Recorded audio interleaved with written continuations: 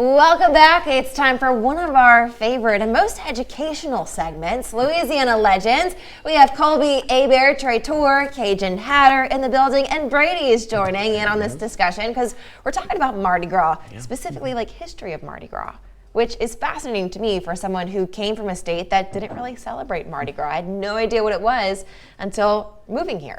Well, that's what I was going to ask you about, what it was like from the outside looking in. There's generally a simple perception that it's just sort of like hardcore partying on and that's what we thought. We just thought it was one day. I didn't realize there was like a whole king cake we have season.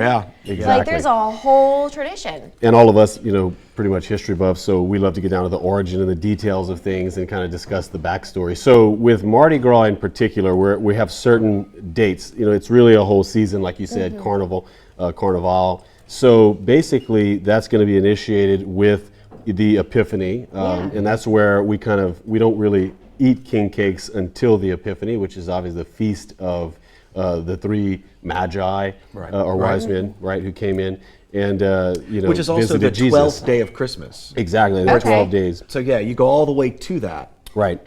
So we experience the full Christmas season, starting on Christmas Day into the 12th day. And then that is basically the eve of the Epiphany Mass. And so at that point, we close out Christmas and then open up Carnival season with the king cake, which we'll go back to talk about. But that kicks off this whole season, which then culminates into, obviously, Mardi Gras. So, we translate, obviously, Fat Tuesday. That's pretty commonly known. What's less commonly known is kind of what the origin of this whole thing is all about, Carnival season, and also other things that go on Tuesday as far as for celebrations. Carnival, it's really all, it comes from the European practices that kind of date back to early Christianity, Catholicism. These carnival practices, carnevale in Italian is essentially sort of meet, dismiss or put down or something like that. So basically you're leading into this season of Lent on Ash Wednesday, where we begin all these abstaining fasts, right? So everybody knows Fat Tuesday. We sort of throw it all down as one like last the last hurrah. The buff gras. Exactly. The buff gras. Oh boy. Well, and what's really interesting is that there are a number of different ideas of what Carnival means, around the world. Everywhere, here and in Brazil and in Europe, there are different ideas of this sort of Mardi Gras Carnival celebration. But what's really unique about right here in Acadiana is that we have 3 different Mardi Gras traditions that are so deeply rooted in the history and the culture of our area. We sort of have like the big parades and the great big, headpieces and the grand promenades of, that we think about with like high society and New Orleans and that kind of a Mardi Gras feel. But then we also have these Courrier du Mardi Gras. The chase the chicken. That you only find in this area. Right. But then in a lot of our area, especially like in the Macomb Vise here in Lafayette, you still have a lot of this great Mardi Gras Indian tradition, which you see also a lot in New Orleans. And so we're very, very uniquely situated here that we've got deep, different cultural roots to 3 different traditions of Mardi Gras. Right. We're going to continue this conversation in our next time. We're talking king cake, which is something we know very well because we eat a lot during this season. So guys, don't go anywhere. We'll be right back after this. Welcome back to Louisiana Legends. So we're talking about history of Mardi Gras today. We are joined with Colby Hebert and Brady, and so we kind of talked about like history. You got into a little bit of traditions. Right, key dates, kind of stuff like that, which we'll of course expand on in a few weeks coming. But the key, so culminating on Tuesday, right, Fat Tuesday, which is also referred to as Shrovetide or Shrove Tuesday. This is much lesser known, which is essentially a feast of the face of honoring the face of Jesus, and particularly the battered face of Jesus, from the Passion. So this is a unique thing that is kind of also aligned with the same day that we're kind of going out celebrating, wearing masks, and all those things kind of tie together. They're very unique. But going back to the beginning and the initiation, which is obviously the Epiphany.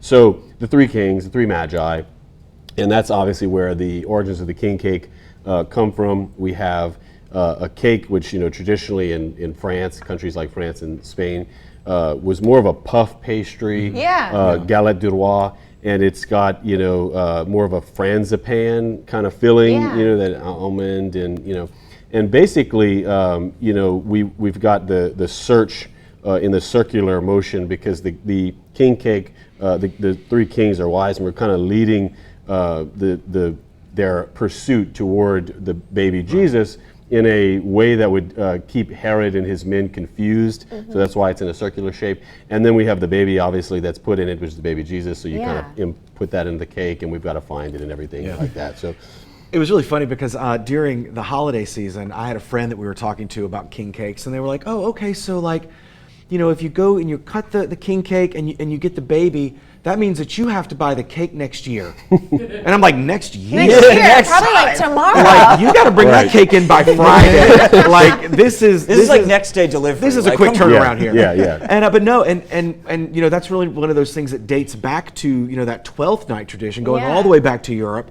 because this was a time period where we were sort of breaking the fast, coming out of the winter, and whoever found that baby or that coin or that bean in a lot of the more sort of ribald parties became king for the night. Because a lot of what we see at Mardi Gras really deals a lot with kind of like stealing the authority from kings or from scholars. And we talk more about that when we get into like the different costumes and hats and things of that nature. There's so much to talk about. But it's leveling such a the playing field between rich tradition. But like even in Greece, they have a tradition called the Vasilopita, which is cut right around that New Year or right around that 12th night time, which also has a coin, that is in it, and whoever finds that is going to have goodwill, for the course of the year. So it's a very rich, deeply tried tradition that sort of goes across the entire world in a lot of ways. Yeah. It does. And speaking of like the king cakes, you did the galette. Galette du roi. That one. I can't pronounce the second half. I'm getting there. But I love the traditions of like the king cake and then seeing everybody else's different take on the king cake, which is really fun. That's kind of unfolded, because it's going from the simple puff pastry to these extravagant, rich variety of different fillings and things like that. I think there's probably those traditional ones, and then you kind of have like this sort of cinnamon roll-esque type, and then which you've is got very New Orleans popular. Exactly, and then you've got these real sort of just donut king cakes, basically, right? Which have become super popular. And then you've also got the Gentili king cake, which is an entirely different simplified. section. But then people do all kinds of weird stuff. They're like, "Hey, here's a hot sausage and boudin pepper king cake," and you're like, "Okay, time out. You cannot just." So would you call that a king cake? You cannot take a donut and shove a baby in it and be like, now it's a king cake. You know what I mean? Like, there has to be a system in play here. Okay, Al Hebert made a king cake today, a beef Wellington king cake. Oh, wow. Is that a king cake? No. I'd eat it, but no. Yeah, exactly. I'm not turning it away. But speaking of, I mean, what are your favorite king cakes? We can't not talk about Adam that. has a few. Well, I have one that doesn't exist anymore. Both are from New Orleans. One's Mackenzie's king cakes. That's where we used to always get ours. But then Hadel's. Also Okay. from New Orleans. Yeah. I have a couple too. OG. I think one of the first king cakes I've tried was Poop Hearts and Rouse's king cakes. So I really like those two, but I also really enjoy like Great Harvest too. I think they have a really She good really likes cinnamon meshes. Cake. A good simple king cake. Well, and I tell you, Poop Hearts is great because you can traditional. go into Poop Hearts and get one of those like very traditional, gâteaux, Right. or more contemporary cinnamon. Like they've got a range of the different kinds of what we call traditional king cakes. And Keller's also has one of those more traditional styles. That's true too. Yeah. I particularly, growing up, we kind of liked that old school sort of New Orleans style. And there's a place in New Iberia where I'm from, that is called Freeman's. It's a grocery store. And their king cakes are superb. I mean, they're just really dense and they're never dry. And their fillings, they just kind of are always on point. But I cannot not mention my new favorite, which is Sunny Acres Bakery. They're part of the Taste Off this She year. is, in Maurice, and I have to say, Nutella stuffing, filling, as well as what I think is probably the most Cajun filling I've ever heard of, fig. Ooh. It's a fig preserved filling That sounds good. plus a brioche style. And we're out of bakery. time, but Brady, real quick, what's your favorite? It's hard to say. I'm usually gonna go to Poop Hearts. Crystal Weddings is way up there. Yeah, I there's would a have lot to of say good those ones. are yeah. And guys, the Great King Cake Taste Off, it's February 6th here live at Noon Show at Vermilionville. So be sure to tune in, but you can vote for your favorite. You, my friend, have a look at the weather coming up. Stay with us. We'll be right back.